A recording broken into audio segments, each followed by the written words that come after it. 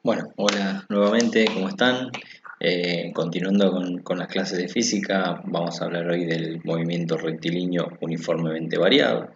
Como yo les mencioné en el video anterior en el que hablábamos del movimiento rectilíneo uniforme, el movimiento rectilíneo uniforme es una simplificación de muchos movimientos que encontramos en la vida real, ¿sí? Pero que nos permitía dar una primera aproximación para ir entendiendo algunas cosas.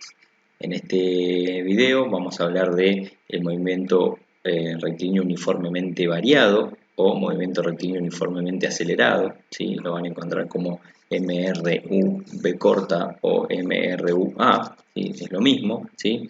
Pero acá la principal diferencia es que ya la velocidad no es constante, ¿sí? Entonces ya empieza a haber algunas otras complicaciones y las ecuaciones también son diferentes, ¿sí? Entonces, básicamente la principal diferencia que tenemos es que este movimiento tiene una aceleración constante. Recuerden que en el movimiento rectilíneo uniforme, la aceleración era igual a cero, ¿sí? Y por esto nos daba que la velocidad era constante. En este caso, al ser la aceleración constante, la velocidad ya no va a ser constante, ¿sí? Entonces, encontrar este tipo de movimiento en la vida real sí es mucho más común, ¿sí? Lo vamos a encontrar en casi cualquier movimiento que veamos, ¿sí?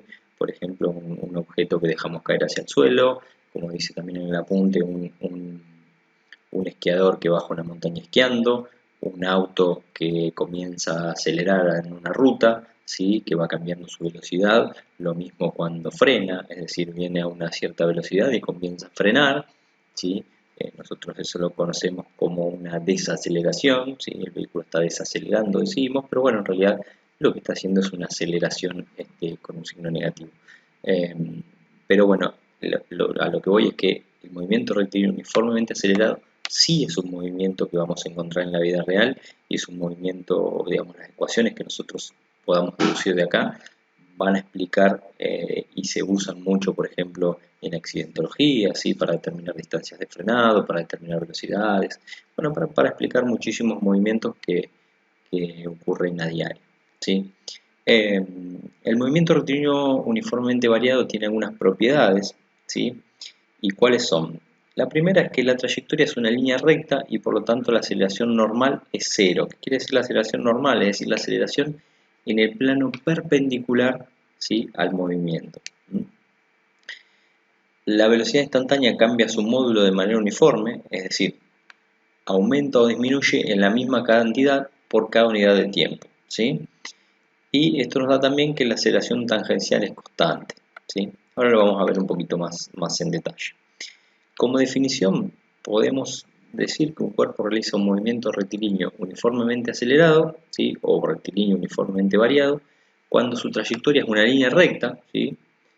Y su aceleración es constante y distinta de cero, ¿sí? Esto implica que la velocidad aumenta o disminuye su módulo de manera uniforme, ¿sí? Esta es la principal, bueno, acá tenemos la principal diferencia con el movimiento rectilíneo uniforme, que era que la aceleración era igual a cero, ¿sí? Acá no, la aceleración es distinta de cero y además es constante. Entonces, ¿cómo vamos? Vamos a verlo en un ejemplo similar al que vimos cuando hablábamos de la moto, ¿sí? En el movimiento anterior. Acá tenemos un auto, ¿sí? Que está en una ruta, en un tiempo igual a cero, el auto tiene una velocidad de 25 metros por segundo, ¿sí? Y una aceleración de 2 metros por segundo. Cuando yo me voy al instante t1, ¿sí? el, el, Luego transcurrió un segundo, el auto recorrió una distancia de 26 metros, ¿sí? Tiene una velocidad de 27 metros por segundo y la aceleración sigue siendo la misma, 2 metros por segundo al cuadrado. Pero fíjense que la velocidad ya cambió. Antes era de 25, ahora es de 27. Luego de transcurrido un segundo, el, la velocidad ya no es 27, sino que es 29, ¿sí? La aceleración sigue siendo la misma. Fíjense que entre el instante 0 y el instante 1 el auto recorre 26 metros, pero entre el 1 y el 2 ya no recorre 26 como si tuviera un movimiento rectilíneo uniforme, sino que recorre 28, es decir, está acelerando. En el caso del instante 3, la velocidad ya no es 29 como en el caso anterior, sino que es 31 metros por segundo. La aceleración sigue siendo la misma, pero en este caso ya recorrió 30 metros en lugar de 28, que es lo que había recorrido en el segundo anterior, y 26, que es lo que había recorrido en el primer segundo, ¿sí? Entonces, acá está la principal diferencia y hay que entender este tema conceptual, ¿sí?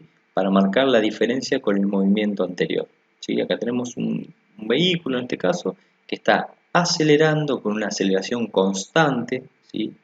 Pero la velocidad va cambiando instante a instante, ¿sí? Ya no es fija como en el caso anterior. Acá es un poco, este párrafo expresa lo que yo les comentaba. Nosotros hacemos distinción, digamos, de manera vulgar entre un cuerpo o un vehículo que acelera y otro que frena, ¿sí? Pero desde el punto de vista de la física, los dos movimientos son rectilíneos uniformemente variados, ¿sí? La única diferencia es que mientras uno tiene una aceleración positiva, el otro la tiene negativa. Así que cuando el vehículo está frenando, la aceleración es negativa. Vamos a definir las ecuaciones del movimiento, ¿sí?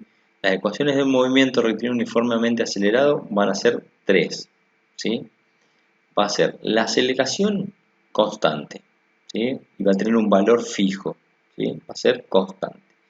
La velocidad va a cambiar a lo largo del tiempo, ¿sí? Y la velocidad en cada instante de tiempo va a ser igual a la velocidad inicial más la aceleración, que dijimos que tiene un valor constante, por el tiempo, es decir, según la cantidad de tiempo que transcurre.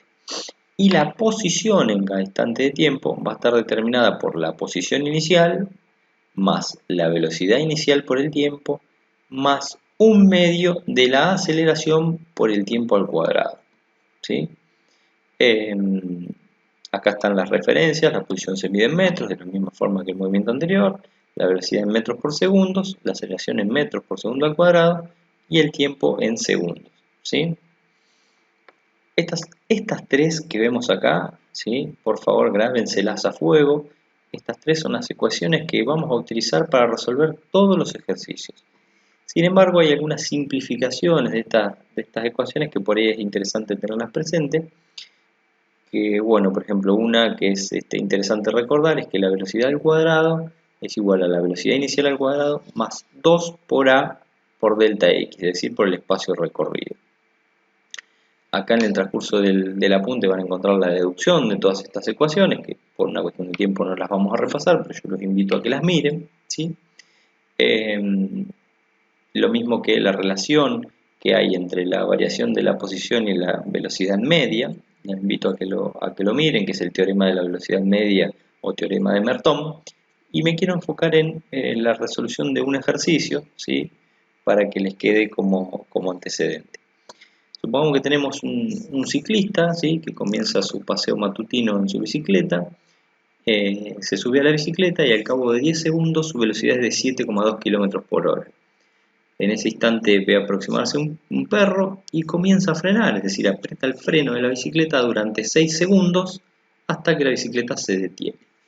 Entonces acá el ejercicio lo que nos está pidiendo es calcular la aceleración hasta que comienza a frenar, es decir, cuando inicia su paseo, la aceleración con la que frena, ¿sí? Desde que comienza el frenado hasta que se detiene, y el espacio total recorrido.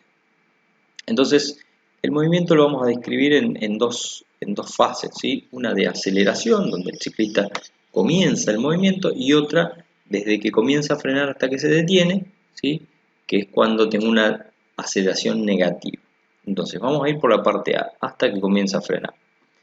La velocidad inicial es 0 porque la persona se sube a la bicicleta, y la velocidad luego de los 10 segundos es un dato que es 7,2 km por hora. Hacemos la conversión, recuerden trabajar siempre en el sistema internacional de unidades, y tenemos que la velocidad luego de los 10 segundos es 2 metros por segundo, ¿sí? Esto recuerden, por favor, los cambios de unidades para trabajar siempre con las unidades del sistema internacional. Entonces, en la primera fase del movimiento nos pide el ejercicio calcular la aceleración. La aceleración podemos utilizar la fórmula de la velocidad, porque nosotros conocemos la velocidad final, conocemos la velocidad en el instante 10, ¿sí?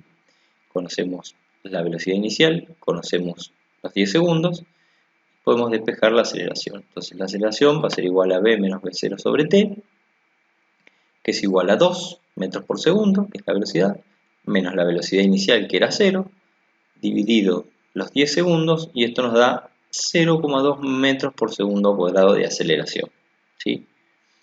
Ahora nos vamos a la segunda fase, es decir, cuando el ciclista comienza a frenar, es decir, aprieta el freno, una vez que ve el perro, aprieta el freno hasta que se detiene. La velocidad inicial ya no es 0, ¿sí? La velocidad inicial es la que él traía en su movimiento, ¿sí? En el movimiento en que comienza, hasta que comienza a apretar el freno, es decir, es 2 metros por segundo, ¿sí? Y la velocidad final luego de los 6 segundos de frenado es 0, porque el ciclista se detiene. Entonces, de la misma forma, sacamos que B igual a B0 más A por T, despejamos A, reemplazamos en la fórmula, 0 menos 2 metros por segundo dividido 6, me da que la aceleración es menos 0,33 metros por segundo. Yo les pido que después esto traten de hacerlo ustedes en una hojita aparte para repasarlo y lograr entenderlo completamente. Y después me pide el espacio total recorrido. El espacio total recorrido va a estar definido en dos secciones también. Una que vamos a calcular a partir de la fase de aceleración y otra que vamos a calcular a partir de la fase de frenado, ¿sí? O de desaceleración.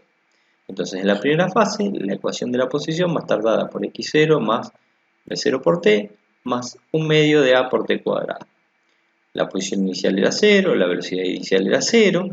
Entonces nos queda que la aceleración es 0,2 por los 10 segundos al cuadrado, dividido 2, nos queda que la posición es 10 metros, es decir, hasta el instante que comienza a frenar el ciclista había recorrido 10 metros.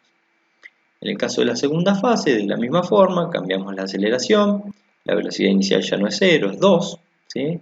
El tiempo son 6 segundos, despejando llegamos a que la posición es 6,06 metros, ¿sí? Entonces, la distancia total va a ser la recorrida mientras aceleraba más la recorrida mientras frena, es decir, 16,06 metros. A continuación van a encontrar algunos ejercicios para realizar, que son del mismo tipo, ¿sí?